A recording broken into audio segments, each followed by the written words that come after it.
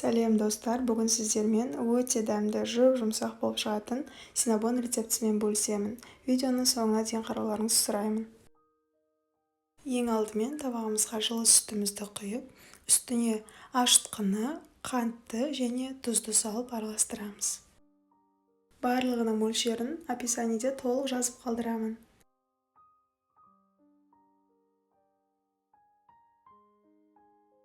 Одан кейін жұмыртқаны және бөлме температурасындағы тұрған жұмсақ сары майымызды салып араластырамыз.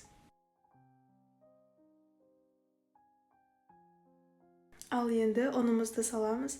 Ұнды ситыдан өткізіп дайындап қойғанмын. Екіге бөліп салатын боламыз. Достар, менің парақшама тіркелмеген болсаңыздар, тіркеліп, лайк басып, пікір қалдыруларыңызды сұраймын. Алда әлі көптеген рецептермен бөлісетін боламын.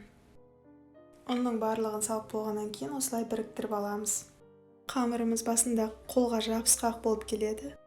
Оны 2-3 минут осылай ортасына ауа толтыру арқылы жасаңыздар, қолға жабыспайтын осындай қамыр шығады. Бұны бертиняция деп атайды. Ол қамырдың жақсы көтерілуіне көмектеседі. Қамырдың бетін жауып, жылы жерге 1,5-2 сағатқа көтерілгенше қоямыз. Мінекей біздің қамырымыз дайын болды. Енді осы қамырды оқтаудың көмегімен столға жайып аламыз. Осылай 4 бөлшекті етіп жайсаңыздар, ораған кезде өте ыңғайлы болады.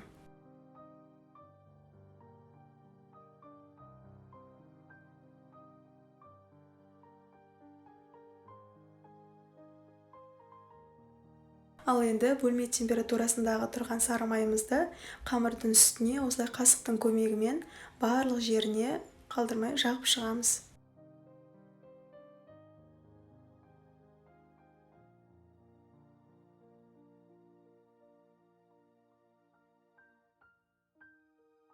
Одан кейін бір ыдыста қант, какао, корицаны араластырып, видеода көріп тұрғандарыңыздай барлық жеріне осылай сеуіп шығамыз.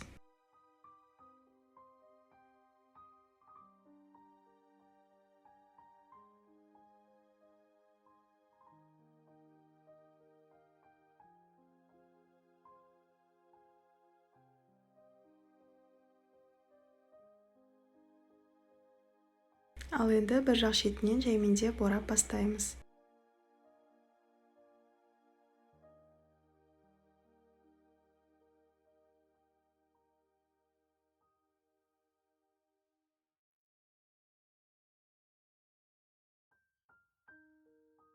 Орап болғаннан кейін осылай шеттерін түйіп шықсаңыздар, өте әдемі синнабондарымыз шығады.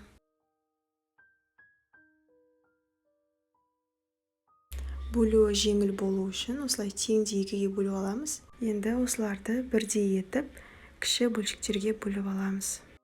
Көлемін өз қалауларыңыз бойынша үлкенірек немесе кішірек етіп бөлсеңіздер болады. Менде 12 штук синнабон шықты. Егер де көлемін кішірек етіп жасасаңыздар, одан да көп синнабондар шығады. 180 градуста қызып тұрған пешке 20-25 минутқа қоямыз. Ал енді кремін жасаймыз. Ол үшін табағымызға творожный сыр, қант, сливки немесе сүтті салып, осылай миксердің көмегімен араластырып аламыз.